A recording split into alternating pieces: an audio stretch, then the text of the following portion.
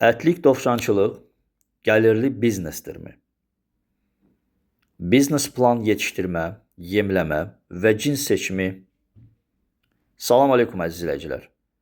Bugün bir çox insanı maraqlandıran mövzu haqqında danışacağıq. Ətlik dovşan saxlamaq gəlirlidirmi? Hansı cinsi seçmək lazımdır?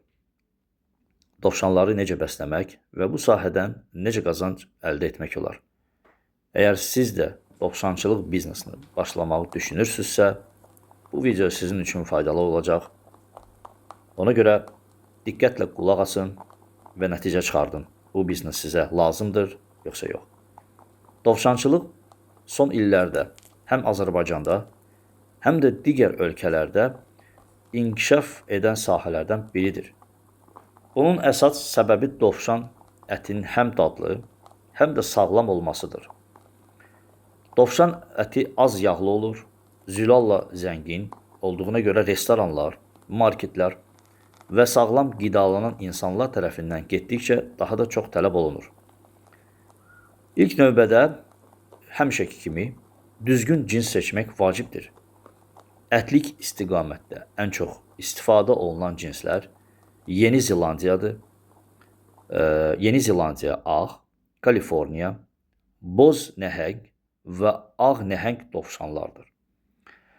Bu cinslər sürətlə böyür, yaxşı çəki yığır və yüksək ət məhsuldarlığı verir.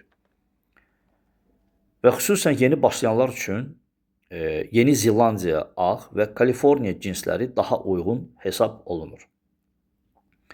Gəlin indi isə sizə biznes plandan danışaq, bəhs edək. Məsələn, 10 ana dovşan və 2 erkək dovşanla işə başlamaq mümkündür. Bunun müsbət tərəfi odur ki, siz cəmi az sayda heyvanla biznesi artıra bilərsiniz. Çünki bildiyiniz kimi dovşanlarda sürətlə bala vermə potensialı var. Sağlam şəraitdə bir ana dovşan ildə orta hesabla 5-7 dəfə bala verə bilir. Hər doğuşda isə 6-10 bala almaq mümkündür. Bu deməkdir ki, düzgün qulluq edilərsə, bir il ərzində yüzlərlə ətlik dovşan yetişdirmək olar. Bir də lakin nəzərinizə almaq lazımdır ki, bütün balalar satış yaşına çatmaya bilər. Ona görə də xəstəliklərin qarşısına alınması, gigiyena və düzgün yemləmə çox vacibdir.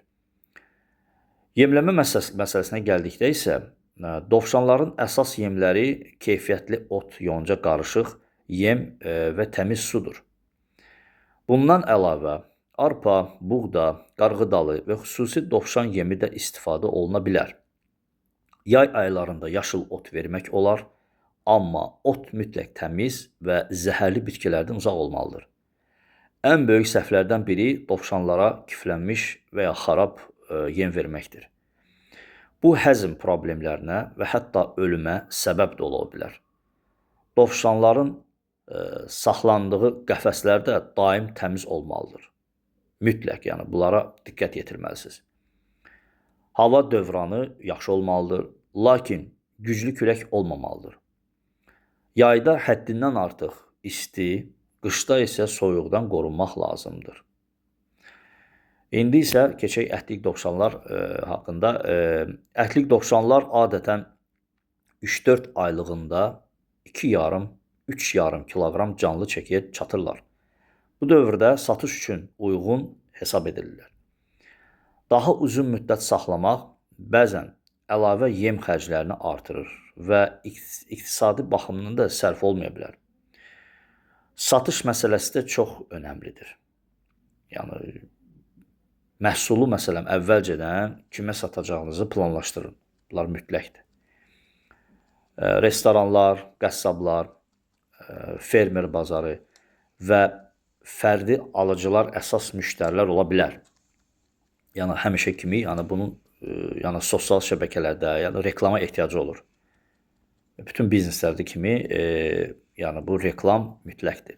Məsələn, sosial şəbəkələrdə və yaxud YouTube kanalı, TikTok, Facebook, Instagram vasitəsilə öz təsərrüfatınızı tanıtmaqda, yəni satışları artırmağa kömək edə bilər. Bir də unutmayın ki, dovşançılıqda uğurun sirri çox heyvan almaqla deyil. Yəni digər bizneslərdə, digər heyvandarlıq biznesində kimi. Əsas məsələ sağlam damazlıq seçmək, düzgün yemləmə aparmaq lazımdır. Yəni bunlar önəmli faktorlardır, yəni bilirsiniz. Heyvanın nə qədər yaxşı, düzgün baxsaz, yəni sizin heyvanlar məhsuldar olacaq, sağlam olacaq və sizə gəlir gətirəcək.